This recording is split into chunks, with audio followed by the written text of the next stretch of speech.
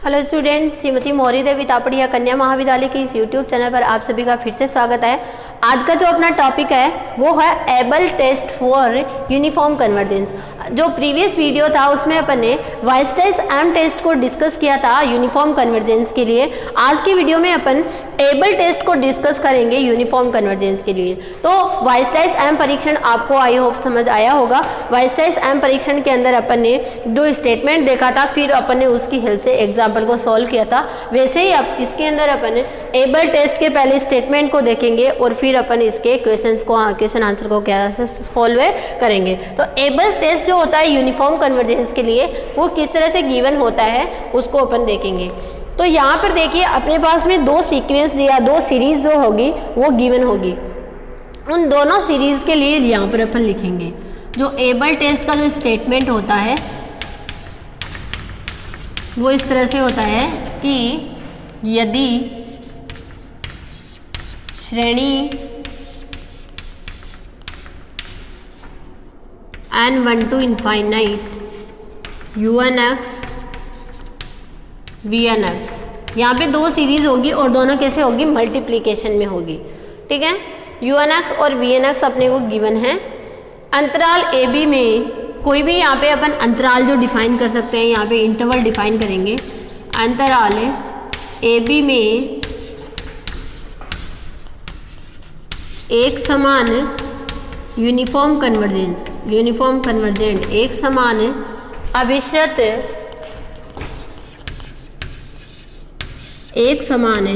अभिश्रत होती है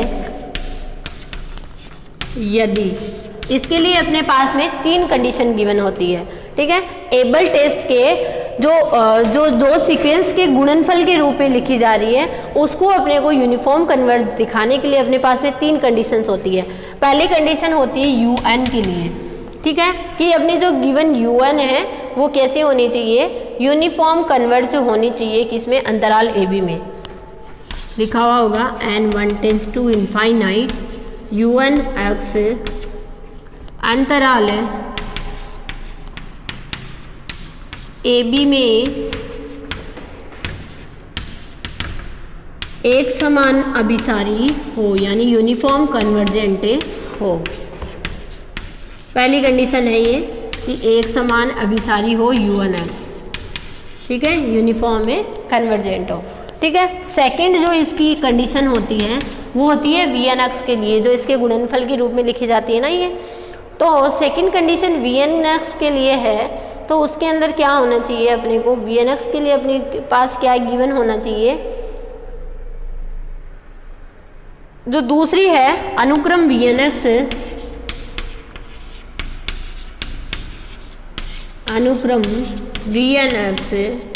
जो है वो क्या होनी चाहिए, एक दिष्ट अनुक्रम होनी चाहिए।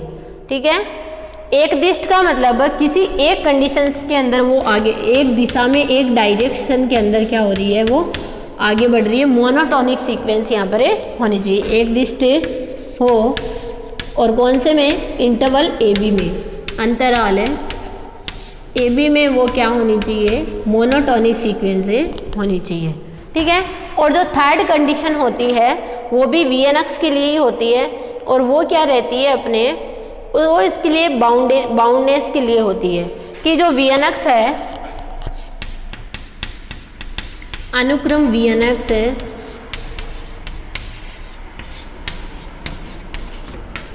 अंतराल ए बी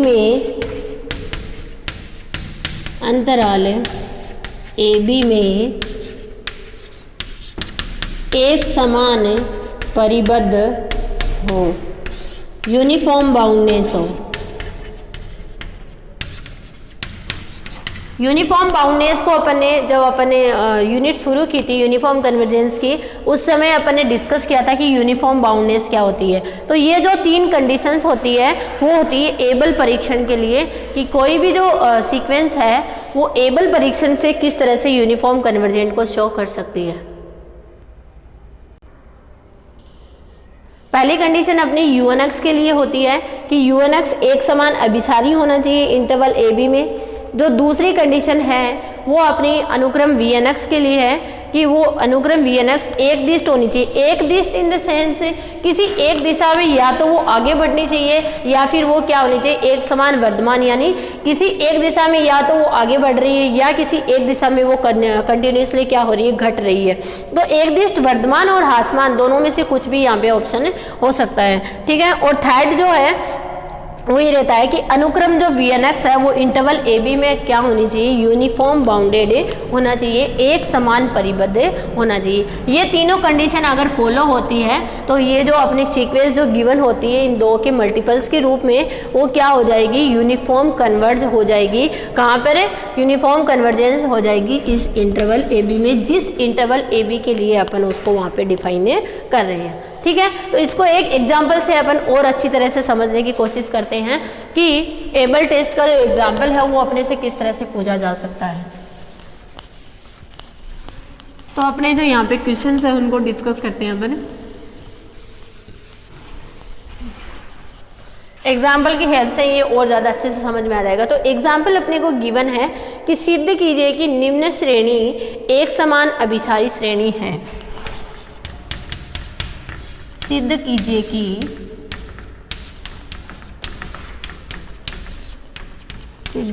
कि निम्न श्रेणी एक समान श्रेणी है।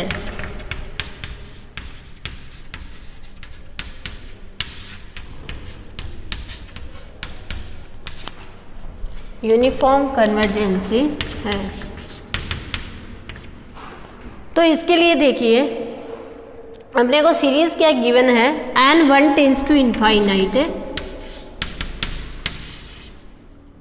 -1 to the power n by n और x की पावर n, ये अपने को यहाँ पर गिवन है।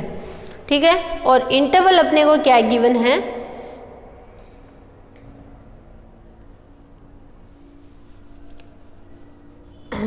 सॉरी ये नहीं है, ये है, और यहाँ पर क्या है, फैक्टोरियल n है। ठीक है। और इंटरवल में जो x बिलोंग्स टू है वो है 0 से 1 के बीच में।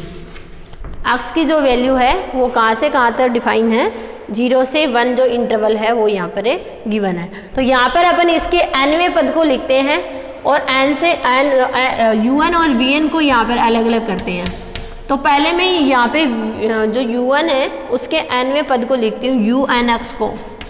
तो unx जब लिखेंगे तो वो क्या लिखेंगे, यहाँ लिखेंगे -1 की पावर n बाई n, यही तो लिखेंगे। Factorial n in the sense कि n वैल्यूज जो है वो क्या है, यहाँ पे मल्टीप्लिकेशन में है। ठीक है। यहाँ पे unx अपना ये हो गया। अब जो दूसरा है vnx, जो ये अपनी x की पावर n बच रही है, इसको मैं क्या मान लेती हूँ, vnx जो है वो यहाँ पर अपन क्या हो जाएगा, अपना x to the power n हो जाएगी। अब यहाँ पर अपन दोनों सीरीज के लिए अपन यहाँ पे डिस्कस करेंगे कि किस तरह से ये जो है वो यूनिफॉर्म कन्वर्जेंस हो सकती है। तो पहली कंडीशन अपन unx के लिए देखेंगे। तो अपन देखते हैं कि unx क्या है, 1/n। तो जब अपन limit n tends to infinite करेंगे ये वैल्यू क्या हो जाएगी, अपनी यूनिफॉर्म कन्वर्जेंट हो जाएगी। यहाँ पे एबल टेस्ट, यहाँ पे जो भी अपना जानते हैं कि ये जो सीरीज है वो कैसी है, यहाँ पे यूनिफॉर्म कन्वर्जेंट है। ठीक है। तो जो यहाँ पर अपन डायरेक्ट लिख सकते हैं, ये जो गिवन सीक्वेंस है अपन इसको un/un+1 से अगर अपन इसको देखें तो ये जो सीरीज़ है वो डायरेक्टली क्या हो जाती है, अपनी यूनिफॉर्म कन्वर्जेंट को यहाँ पर शो करती है। ठीक है। तो मैं यहाँ पे डायरेक्ट लिख देती हूँ कि जो सीक्वेंस u1 है, श्रेणी u1 है, वो क्या होती है, श्रेणी u1 है अंतराल 0 से 1 में एक समान अभिसारी होती है, यूनिफॉर्म कन्वर्जेंट होती है। पहली चीज हो चुकी है, पहली कंडीशन को यह क्या कर रही है, फॉलो कर रही है। अब देखिए यहाँ पे जो दूसरी कंडीशन होती है वो होती है मोनोटोनिक की, एक दिश की होती है, एक दिशा के अंदर आगे बढ़ने या घटने का। तो जब अपन VNX के लिए x की पावर n की वैल्यू जैसे जैसे अपन चेंज करेंगे, अगर अपन एक दिशा में अगर वैल्यूज को n की वैल्यूज को बढ़ा रहे हैं तो ये जो VNX होगी वो भी क्या होगी, बढ़ेगी। और अगर n की वैल्यू को अपन घटा रहे हैं तो ये VNX भी क्या होगी, एक दिशा के अंदर घटेगी, यानी कंटिन्यूसली ये वैल्यू क्या चलेगी। तो यहाँ पे अपन दूसरी कंडीशन भी क्या हो रही है, फॉलो हो रही है। तो यहाँ पर अपन लिख देंगे कि जो VNX है वो कैसी होती है, यहाँ पे एक दिश अनुक्रम में है अंतराल AB के लिए। ठीक है, तो यहाँ पे लिखेंगे दूसरी कंडीशन में लिखेंगे श्रेणी VN है एक दिश अनुक्रम में है for all x belongs to 0 से 1 के बीच में। ठीक है, x की वैल्यू आप 0 से 1 के बीच में कहीं पर भी लेओगे तो ये वैल्यू क्या आएगी, अपनी एक दिश अनुक्रम में आएगी। ठीक है, अब थर्ड जो रहता है वो अपना बाउंडनेस का रहता है। ठीक है, तो अपन यहाँ पे देखते हैं जो सीरीज क्या होती है, अनुक्रम, जो सीरीज एक दिश अनुक्रम होती है, मोनोटोनिक सीक्वेंस होती है, उसके लिए अपन पीछे प्रॉपर्टीज को अपन ने डिस्कस किया था कि जो मोनोटोनिक सीक्वेंस होती है वो कैसी होती है, बाउंडनेस सीक्वेंस भी होती है। तो यहाँ पर अपन लिख देंगे थर्ड के लिए कि VN है एक समान है अंतराल है AB में एक समान परिबद्ध है, यूनिफॉर्म बाउंडेड है। ठीक है, तो अपन क्या कह सकते हैं, अतः जो दी गई श्रेणी है वो क्या हो जाएगी, अंतराल 0-1 के अंदर, AB नहीं सॉरी यहाँ पे 0-1 लिखना है क्योंकि अपन यहाँ पे इंटरवल 0-1 की बात कर रहे हैं, एक समान परिबद्ध है, अतः दी गई श्रेणी एबल परीक्षण से एक